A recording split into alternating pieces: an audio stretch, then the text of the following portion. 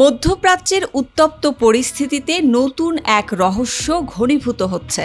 ইরানের সর্বোচ্চ নেতা মোজতবা খামেনি, তিনি কি আদৌ সুস্থ আছেন? রয়টার্সের একাধিক সূত্র বলছে, সাম্প্রতিক বিমান হামলায় তার মুখমণ্ডল গুরুতরভাবে বিকৃত হয়েছে। এমনকি তিনি একটি বা দুটো পাই হারিয়ে থাকতে পারেন। যদিও এসব তথ্য এখনও আনুষ্ঠানিকভাবে নিশ্চিত করেনি তেহরান, তবে অবাক করা বিষয় হলো এত গুরুতর আহত হওয়ার পরেও থেমে নেই তার নেতৃত্ব।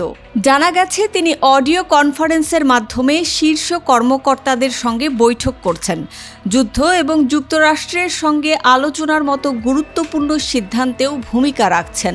এদিকে ইসলামাবাদে শুরু হতে যাচ্ছে ইরান যুক্তরাষ্ট্রের গুরুত্বপূর্ণ শান্তি আলোচনা। এমন সময়েই খামেনির শারীরিক সক্ষমতা নিয়ে বাড়ছে বড় প্রশ্ন।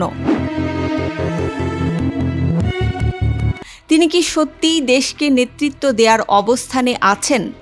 আরও রহস্য বাড়িয়েছে তার অনুপস্থিতি। দায়িত্ব নেয়ার পর থেকে এখনও প্রকাশ্যে আসেননি তিনি। না কোনো ছবি, না কোনো ভিডিও, কিংবা না কোনো বক্তব্য।